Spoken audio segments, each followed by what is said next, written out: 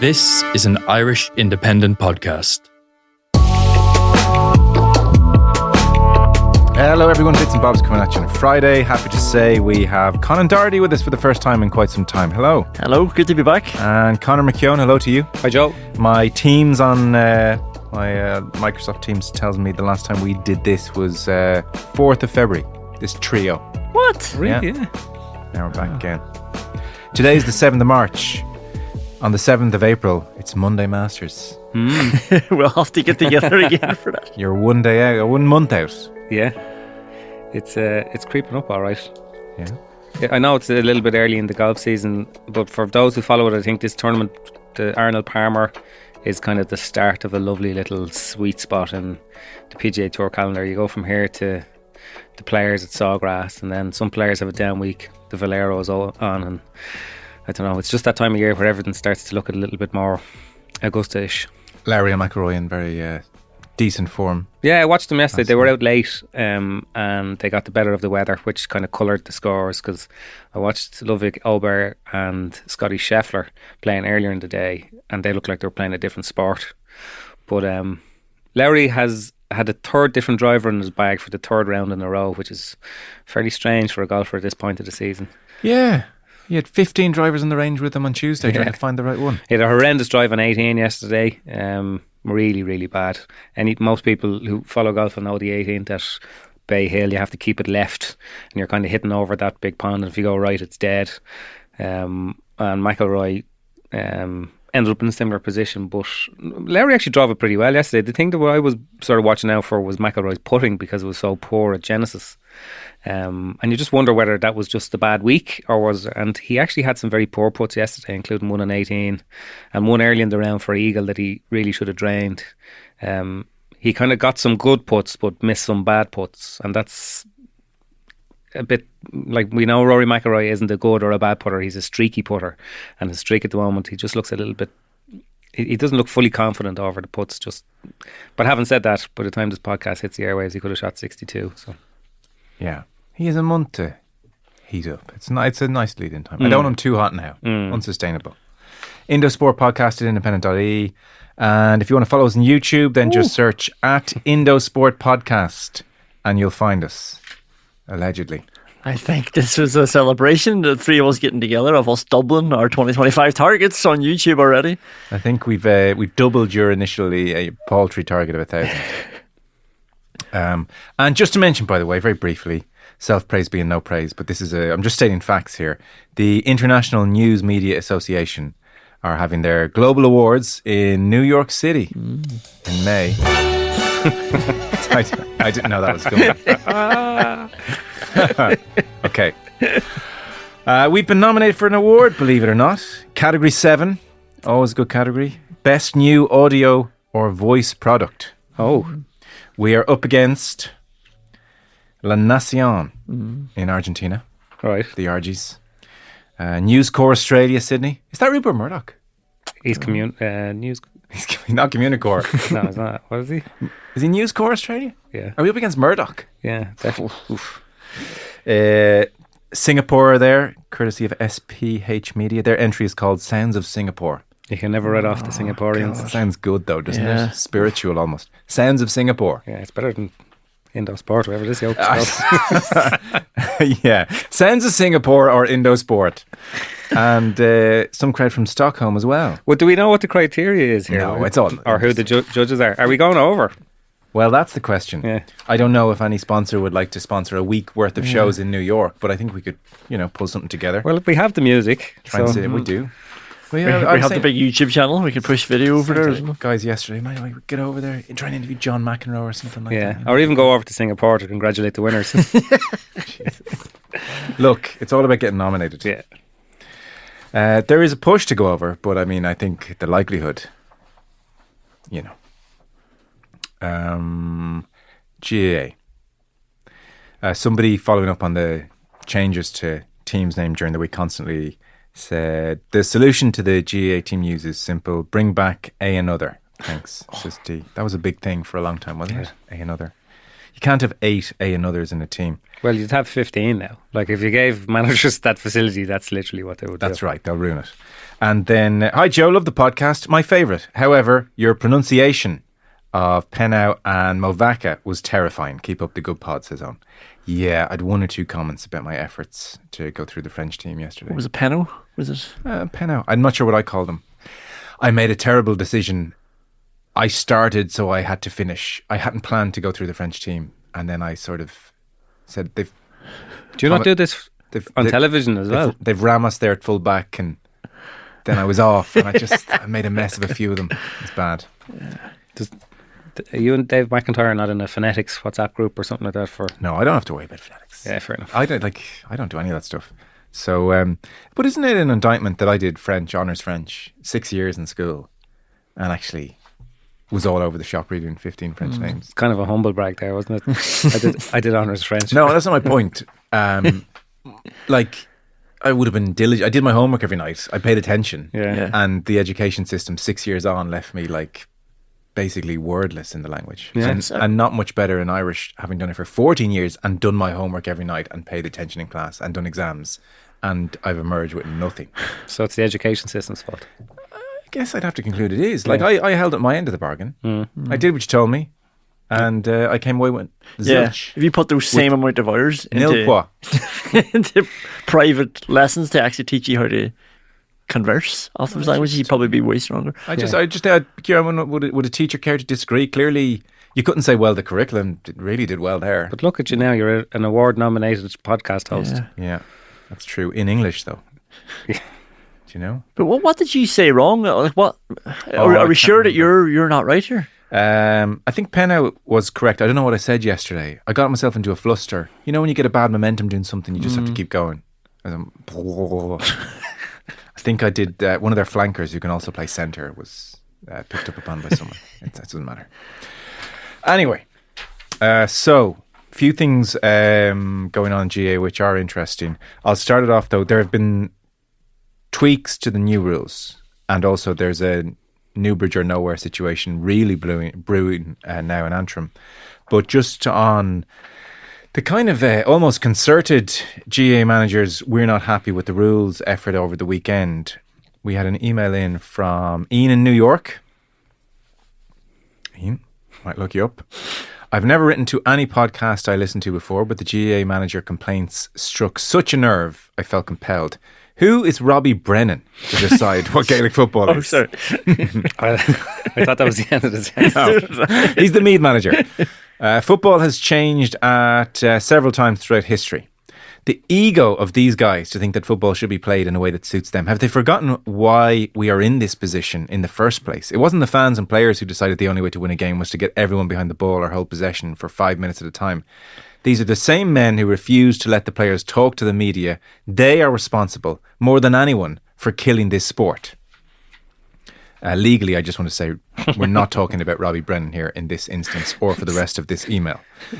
In the majority of cases, these guys, again, I'm not talking about Robbie Brennan here. I'm just reading the email, which is a general point about managers. These guys are the only ones on a team being paid. They're hired to coach their county. There's a long list of people behind them in every county who would love their job. Their job is to coach football within the rules. If they don't like the rules, move on. I suspect the problem with a lot of coaches here is that they're going to get found out.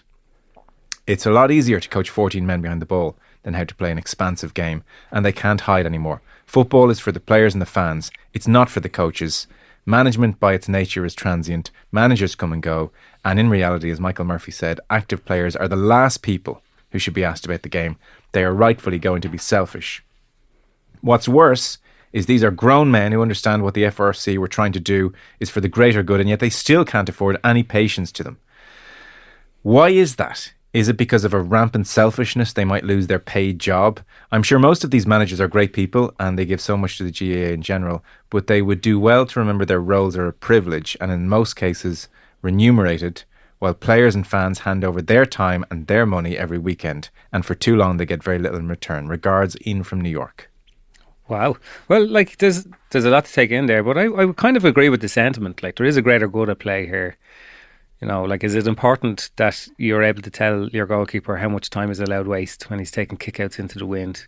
Yes, if you're the manager and you're desperate for 2 league points, but is that more important than the kick out law getting a proper trial in the very narrow window that's available, given that these changes to Gaelic football are going to be at all levels across the board for, forevermore, or until the next time an FRC are put together.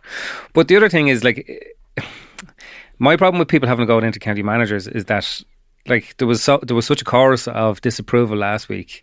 It's not just that we have very sort of megalomaniacal people as inter-county managers. It's that we've created this environment.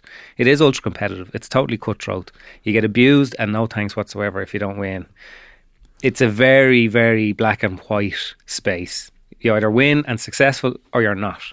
And when you're trying to achieve that, not knowing the finer details of the rules and getting penalised on things that we weren't fully aware of. And in some cases, by the way, this is not the FRC's problem. In some cases, the communication from the county board clearly hasn't been of the requisite standard or quick enough. And in some cases, it does look like the referees have gotten the wrong end of the stick as well.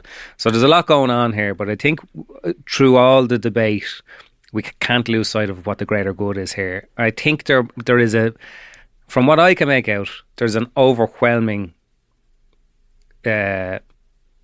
consensus that we're getting somewhere good, and I think we have to stick the course. Should also emphasise, it's not like all the managers were talking about the same things. Kieran McGeeney is kind of cribbing about the specifics of rules on the fringes and things changing here and there, and he wants a bit of certainty. McGuinness of a similar mind, I've got a championship match on the 7th of April. I don't even know what the rules are yet. I need to, I need 6 to 8 weeks to coach my pattern. So that's a very particular concern. And you get it. I'm a working manager. Can you help me out here a little bit? Robbie Brennan's a very different end of the spectrum. He's saying this is not Gaelic football. That's a different criticism. These rules are rubbish. They're not working at all for the game. They're not disinterested parties. So I think all of their comments should be taken with a grain of sand. Even though obviously they'll have a big platform, everybody will listen to what they have to say. But I should be said as well, sorry, just to cut across, we're in the media industry here as well, and as much as I disagree with a lot of these managers and what they're saying about it, and as much as I think they're being a little bit self-serving in cases, I'm still going to ask them every week because I know they're going to say something interesting. And they are almost the most vested stakeholders in this, just at the current time. Yeah, and they're the people who think about the game the most as well. So I don't think what they say should be completely dismissed. I think it is easy to be like, these managers, they're only trying to serve themselves, but they're watching more games than any of us, and they're going through games in granular detail more than anybody. So their opinion is worthwhile too. It is annoying that does seem to be the default, and it's weird that it happens in the GA, which is I know it's not negativity seems to be the default. So not all the managers are negative, exactly, and the managers that win aren't. But to be fair to Robbie Brennan, he had just come off winning, beating the Hooter, and his team. His team are joint top of Division 2. So in Brennan's case, to be fair to him, this was not sour grapes. Yeah, but what a lot of managers don't like, and say Paddy Tally in Derry is similar, where they are bemoaning how the game's gone. It's the lack of control that they have, or patterns that they can see at the minute anyway, and because they're always thinking of, and I'm not saying that they're thinking of how to shut a game down, but they're thinking of how can I influence the direction of a match throughout it. But actually the way they're going to have to start reframing their coaching is we just have to coach players. We have to coach players and trust them when they're on the pitch, and you can still do that and you have control over that. But the thing that I found very interesting about Jim Gavin's interview during the week on Morning Ireland was that he said that the counties have not provided the GPS data, which was something that had been kind of agreed by the FRC before the season started. Now, so the FRC have not recommended any new rules around the number of substitutes because of an increase in high-speed running or miles covered. And despite the fact that they've given assurance to the relevant county teams that all their data will be anonymised, and it doesn't go to the FRC, it goes to a college like data analysts, all the managers are refusing to provide that data. Now, if you think that in the great bank of data that inter-county teams keep, that sort of data is probably the least interesting, the least damaging if it got out to another team. And they won't even provide that data to an anonymised group of academics who are breaking it down for the purposes of improving the game. That's the kind of headspace that you're getting into with inter-county managers. Yeah, I agree with you, Colin. They shouldn't be discounted, but they're very interested parties. So they're part of the landscape, but I don't think because they've come out over the weekend and said they're not happy that we should hold where we're going by any means. Generally, people have been very positive about things. There are tweaks to the rules, though. That's the news in the last 24 hours. These will apply for the last 2 rounds of the Football League. I think there's a real effort to try and give managers, because again, the FRC aren't out to screw anyone. They want to give managers a chance to bed things in before Championship. So the last 2 rounds of the Football League, the most impactful rule is the 3v3 in effect.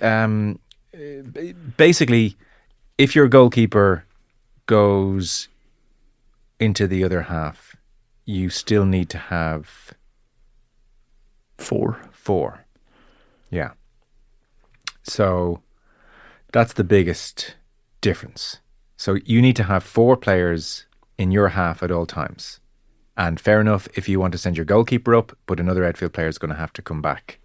And I guess they're saying to Niall Morgan, well, if your team thinks you're that good going forward that they want to sacrifice an outfield player to come back and be in your half, that's fine. So it still basically allows you to rampage forward and do your thing, but they have now in one fell swoop changed that 12 versus 11 dynamic in the other half, which Paddy Talley and others hated so much.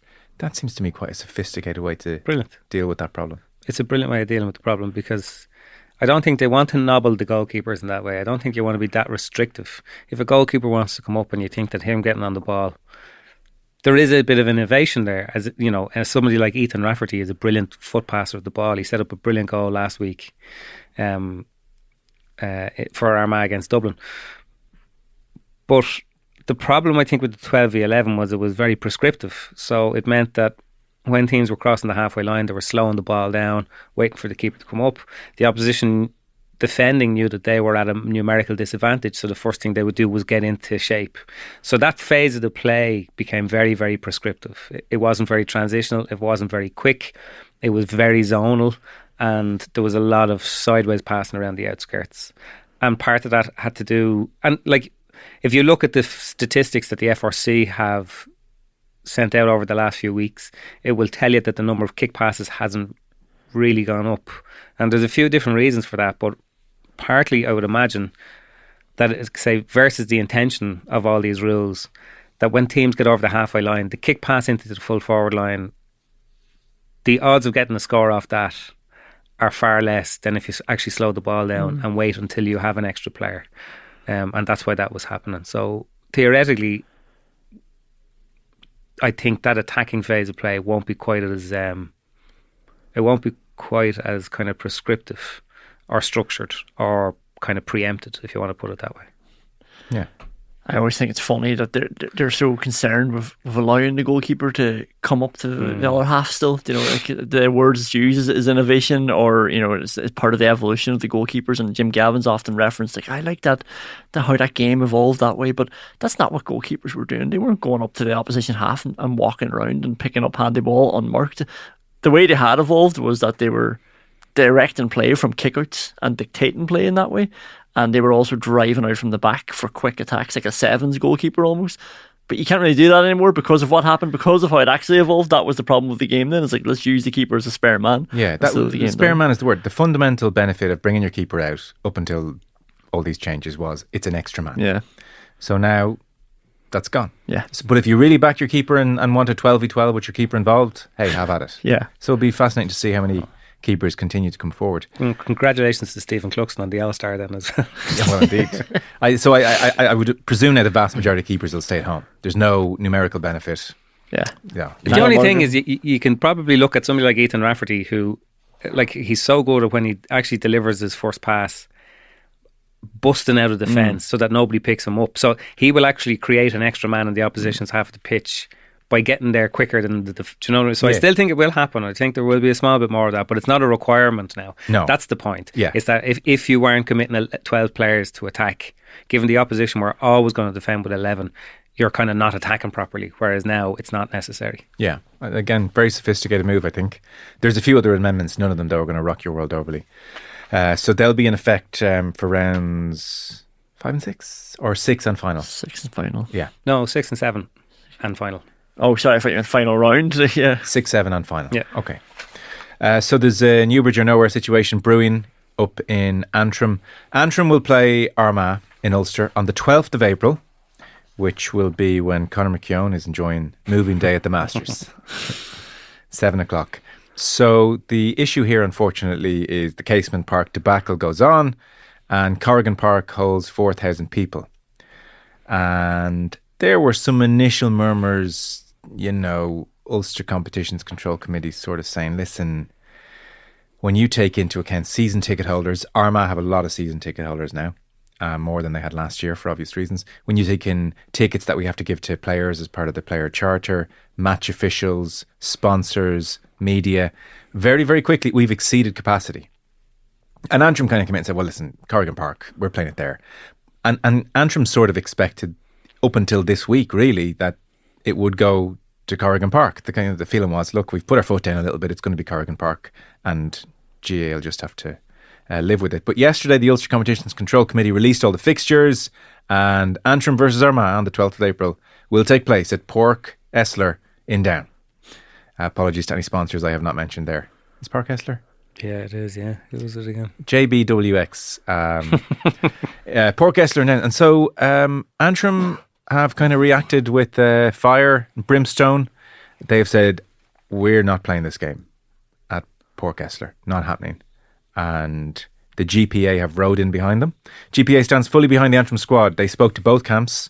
We acknowledge Corrigan Park will not accommodate all Antrim and Armagh supporters, but the integrity of the competition, the fundamental principle of home advantage takes precedence. Financial and logistical concerns should not be prioritised over sporting fairness. We urge Ulster GAA to reconsider their decision, said the GPA. If Antrim don't fulfil this fixture, they will not just be out of the All-Ireland, they'll also be out of the Tailteann Cup. So it comes with serious ramifications. Much like Cian O'Neill and Kildare, will Antrim get their way here eventually? I think so. I mean, that was the threat hanging over Kildare as well. It's like, if you don't play, you're out of the All-Ireland. And they said, that's all right, we're going to Newbridge, we'll see you there. And they did see them there. I think this is pretty black and white, really. I mean, Antrim are the home team. They were drawn out at home. There's nothing else really to discuss. I mean, I know there's season ticket aspects to it, but that would mean that every single game, like if you're Armagh, I think the number of season tickets that have been bought is around the 10,000 mark. That would mean every single game would have to be played at a stadium that has that capacity, which isn't realistic, and it does rule out home advantage, and you might as well just not have draws that have home and away games in it. People in Armagh are going to be kicking up a fuss that they can't go to this match. There'll be plenty of other matches along the way that they can go to. And the biggest point for me is that it's not like this is Antrim's fault. It's not like it was their decision to close Casement Park. I mean, this was a redevelopment that was in partnership with everybody. I mean, the plan was that when it closed down in 2013, we were going to shift the Ulster final into Casement Park and move it out of Clonus.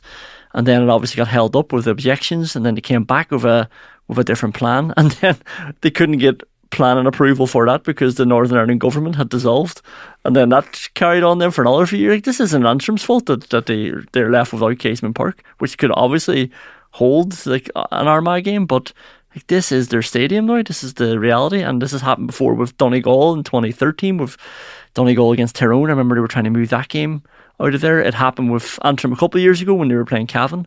They stood their ground. They played the match in Corrigan Park. So I don't see why this is any different, just because the GAA want to get more people into the stadium, which I assume is the biggest reason for it. I mean, when you're talking about health and safety, it seems like it's your health and safety concerns because you're trying to exceed the capacity. Whereas if you actually just played at the stadium's capacity, it would be fine. And there's going to be Leinster senior hurling matches being played in that stadium, and there won't be any issue with it. Yeah, I think, to be fair to the GAA, they just want to, probably in a well-meaning way, accommodate people who've paid for a season ticket in good faith. Yeah, like I can see where, like, the history of this is that, and bear in mind this is Ulster Council making this decision because they fixed their provincial fixtures. The Newbridge or Nowhere situation was actually Central Council. It was Croke Park because that was a qualifier. Was it a qualifier? Yeah. There was the same issue with Cork a few years ago. They were due to have home advantage against Kerry in Munster, but Páirc Uí Chaoimh was closed, and they insisted on playing the game at Páirc Uí Rinn. And the history of these sort of controversies is that the organising body will favour playing the game somewhere where they can accommodate the crowd that they're expecting. And the history of it is also that the digger the affected county digs in their heels, the more likely they are to get their way. But like, I do think as a general point, wherever possible, the GAA should not be in the habit of keeping people out of seeing games who want to see them. Yeah. That is just as a general point. I do understand that, and I'm sure there are some legal complications. That if me and you buy a season ticket for our county, we have some sort of a contract that stipulates we are entitled to a ticket for the game. So just to give the counterpoint to that, because I don't think there's anything sort of ill meaning about where Ulster Council are coming from here, but I do think that I'm like, if you just break it down to a football level, like it's a great cause for Antrim to get behind. They're playing Armagh. It's a brutal draw, really, given this. The level of football they're playing at in the league versus where Armagh are playing their football. And I think if you can get the energy up and if you can win that battle, like I was at that game, the Battle of Newbridge or whatever we called it, Newbridge or Nowhere. It was so good. Oh, it was brilliant. And we were in, like we actually watched France and Argentina in the World Cup across the road, but like Newbridge was packed about 3 hours beforehand, and everybody went there, felt like they were going into battle, and everyone was there 2 hours before throw in. Everyone's sort of hackles were up. It was seriously kind of intense in that play. Yeah, it was everything that you kind of want in a championship game. So Antrim obviously have a point, but can also understand from Andy McEntee and the players' point of view why you would make this such a cause. Because if you roll over here and say, "Oh look, we just played a game," you're kind of waving a kind of a white flag before you play the game. Yeah, that's fair. I presume on the season ticket there is some kind of subject to availability clause written in the small print. Otherwise, there's a hell of a class action to be had here. Get up there and make hay. Andy in Chicago was in touch. Hello, lads. I'm a short-time fan of Bits and Bobs, unlike Dave from Mayo, who said he was a long-time fan. Keep up the brilliant work and excuse the long email. Andy, in the annals of emails into Indo Sport and Independent.ie, yours is not even close to that. On the last show, I noted Joe's dismissive drive-by on the New Orleans Pelicans name and felt compelled to chime in. Unlike some American sports franchises, the Pelicans have a pretty solid claim to their name. The brown pelican is actually the state bird of Louisiana. You both knew this, I presume? Obviously, yeah. The pelican also a strong symbol of Louisiana's culture and resilience. It's featured on the state flag and was even associated with the state's recovery efforts from Hurricane Katrina. The bird suffered heavy habitat loss during the storm, but in 2009, the brown pelican was officially removed from the US endangered species list. Now I'd like to draw your attention to some other names of US franchises which I believe are much more deserving of a ridiculing from Malloy. Take the New York Jets. Originally called the Titans, they switched to Jets in the 1960s because their stadium was near an airport. Nothing else about the team has anything to do with Jets. Or the Cleveland Browns, named after the co-founder Paul Brown. Oh wow. I never realised that. That's such a liberty. Yeah, it's rubbish, isn't it? The Toronto Raptors were named by their fans in a 1994 naming contest that happened to be sent out just after Jurassic Park.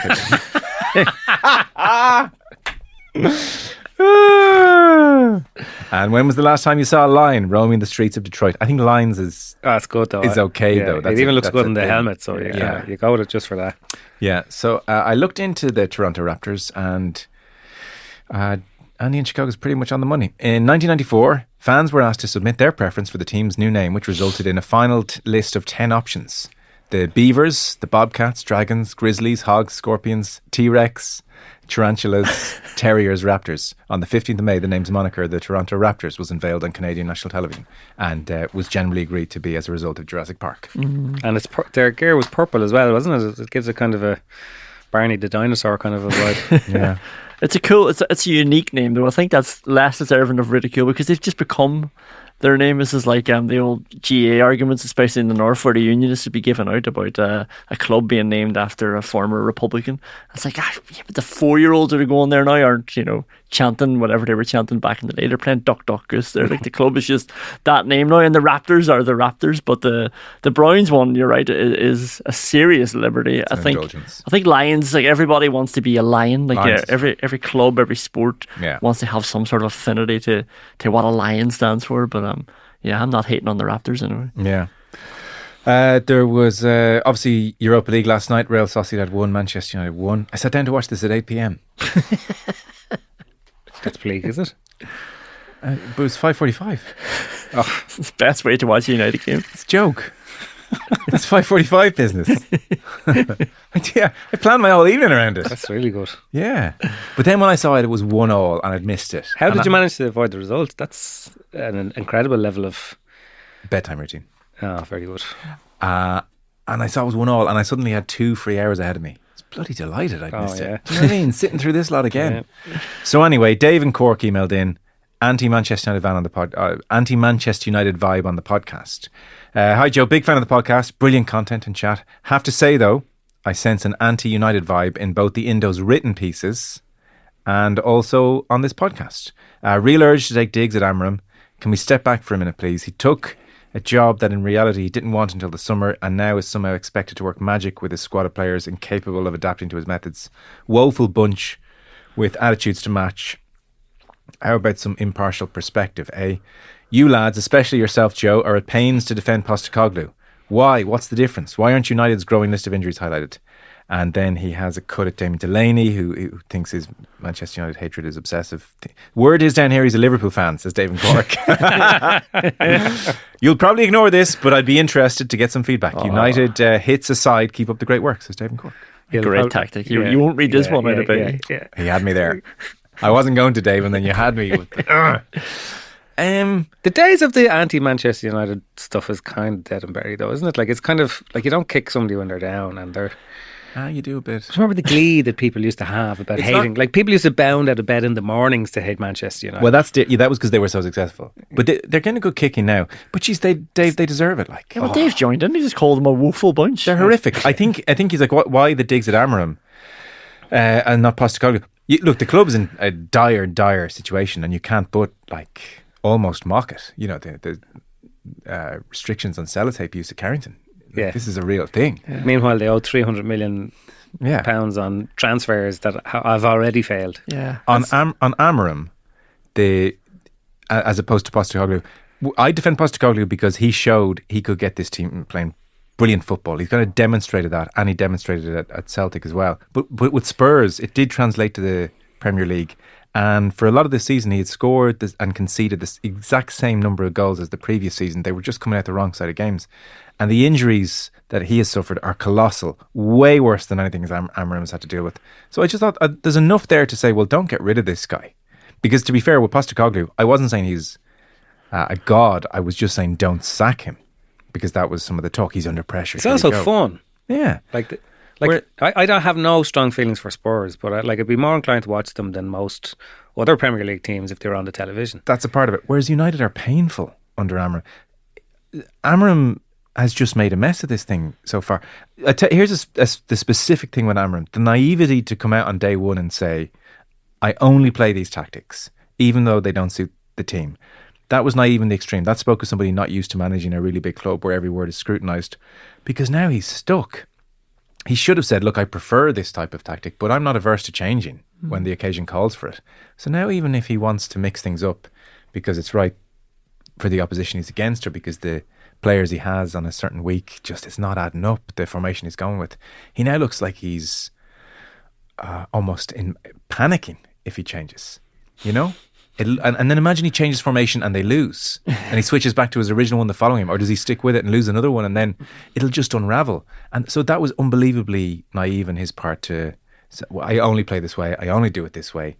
And now the things, like it's turning toxic before our eyes because the results have just been so woeful. So that was kind of my criticism of Amram. I thought he actually handled the PR side of what he was doing terribly. Why did he box himself into I play this formation, otherwise, nothing. That's no difference from Postecoglou saying, that's just how we play, mate.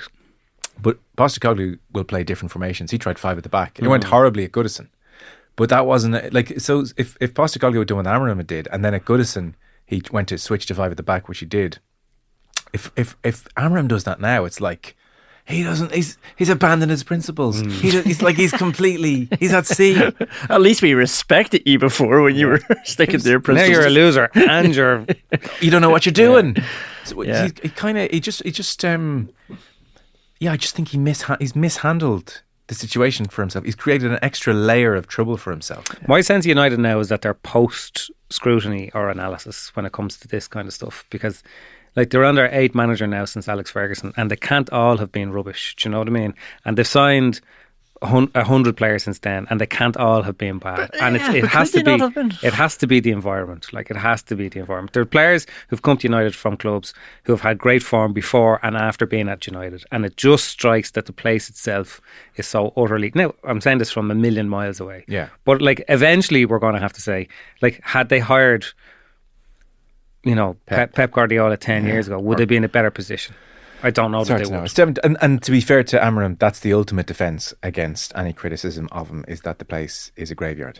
It is, obviously. But there's also, there was an 8-year period there where, it was Mourinho, and like, Mourinho hasn't done much since. It was Solskjaer. It was Ten Hag. Like, it's not like, if these guys can't make it work. Yeah, but Ten Hag's stock was up there. People were saying, can United get Ten Hag? He's the guy. He's the great ideologue of European football. Now he's going to bring all this stuff, and just he couldn't bring it with him. And that's the point. Like, the point is that it's just too obstructive an environment when you get there. At least, though, in hindsight, Mourinho finished second in a league and won a European trophy. Solskjaer had some really good moments.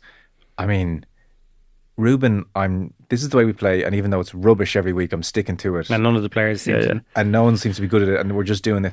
Can he just keep punching in and punching out these shocking results with no criticism? That's my point. And the broader point is, I never like a manager who is just wedded to a system. I mean, a good managing is obviously trying to get the best out of the players that you have and finding a system that supports that. We could go and do a 3-week intensive course on one system.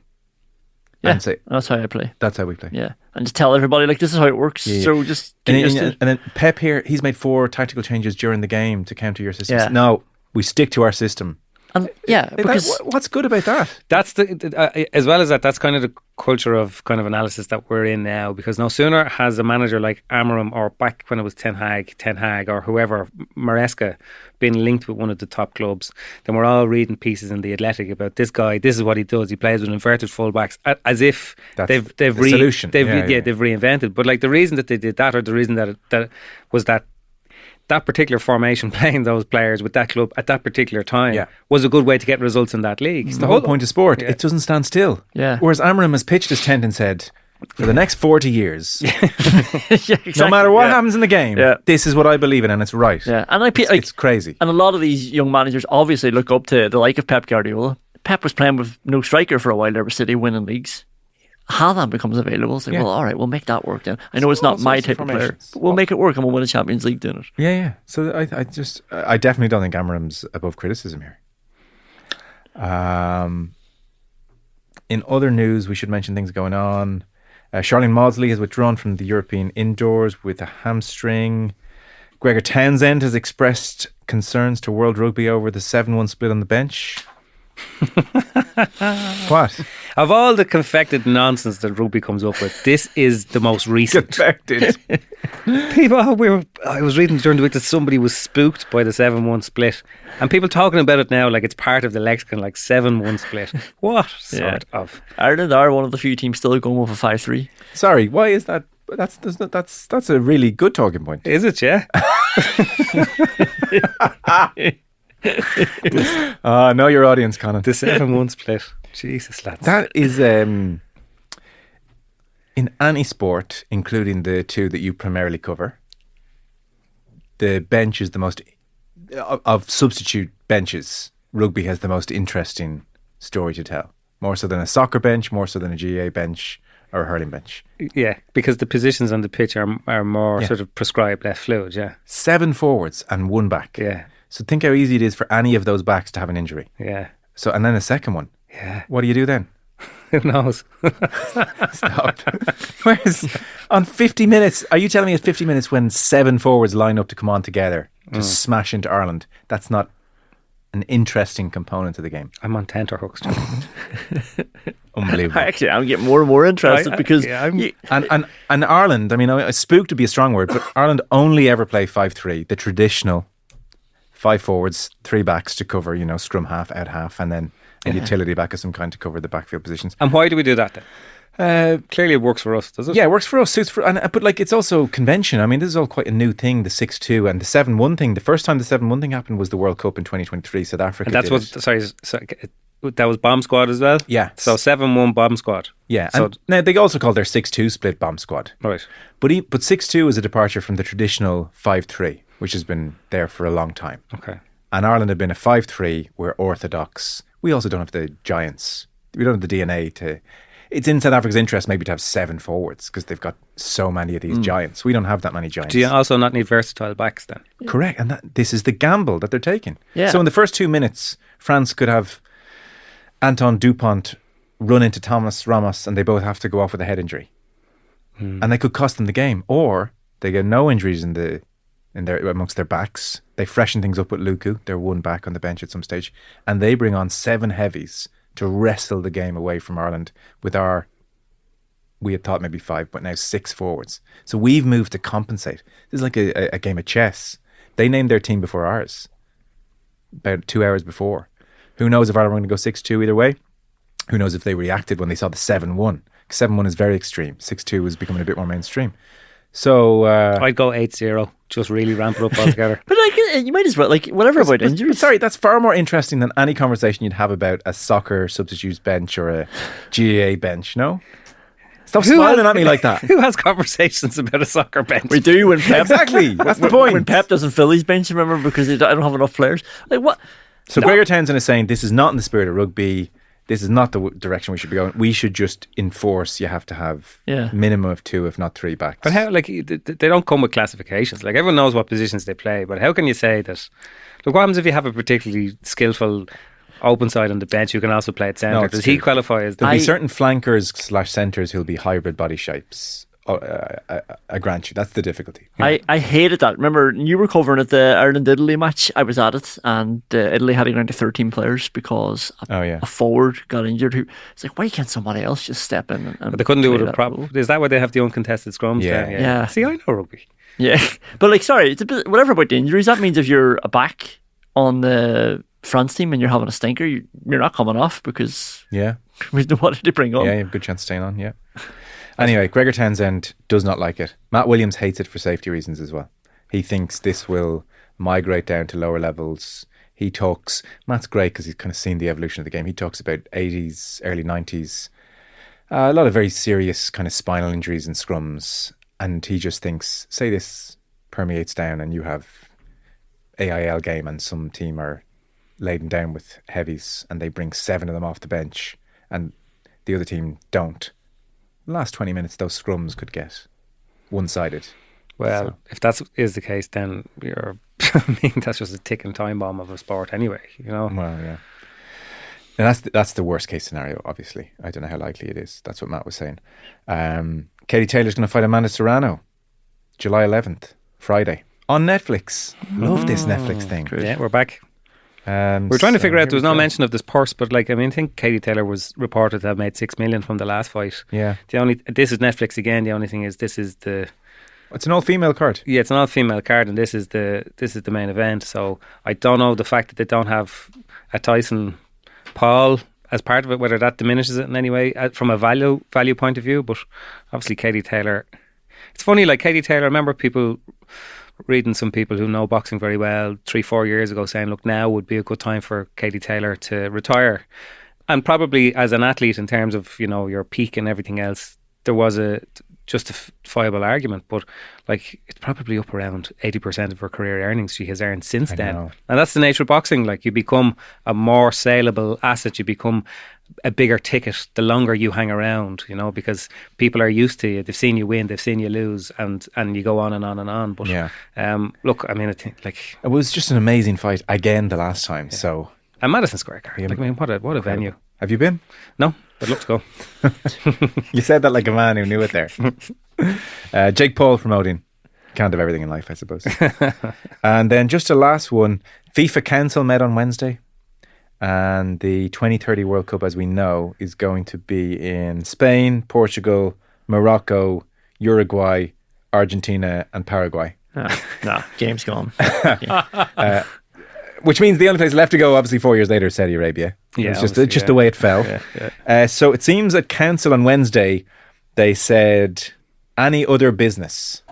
And the Uruguayan president, Football Association president, Ignacio Alonso, stood up They'll be one of those countries obviously hosting those matches in 2030. And he said, listen, I love this 48 team World Cup that we're going to next year in Mexico, Canada and the US. We're going from 32 countries to 48. Like the most beautifully balanced tournament there's been to now 48 countries.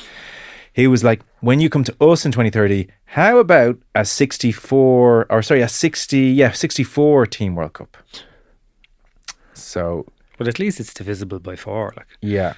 And it seems Gianni Infantino said we are obligated to consider that. So we'll go away and think about that. How many big does the World Cup need to be for us to qualify? Well, there are 211 member associations, and if this passes, and I don't see why all the money it would bring won't appeal to Gianni. So if we have a 64 team World Cup, are we in the best 64 teams of 211?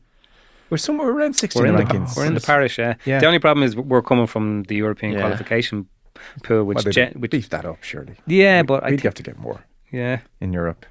Like when you think about it, like the pre-32 team, like a 24 team World Cup was so strange because like you'd have that situation where like in Italia 90, some of the third place teams in the group qualified and some of them didn't qualify. Okay. Does that happen in Euro 26? Yeah, Euro 20, yeah. So I can understand if you're going to go to 48, like... What's the difference? Another 16? Like, what's the difference? But I suppose it just becomes so... Like already you're dealing with a situation where a World Cup, the beauty of which is having a very kind of centred kind of focus, i.e. the host country and all the branding that comes with it. And that's part of the fact that it's so splintered now across continents. And now you're going to have that number of extra games. Yeah, it'll be interesting to see how the 48 team World Cup feels next year. You know, will we be watching it and thinking, no, this is out of control? Or will it be, hey, look, there's football today at midday, 3 p.m, 5 p.m, 8 p.m, and everybody will be like, do you know what? This is great. Yeah. So we'll go from 64 games at the Qatar World Cup to 104 next year.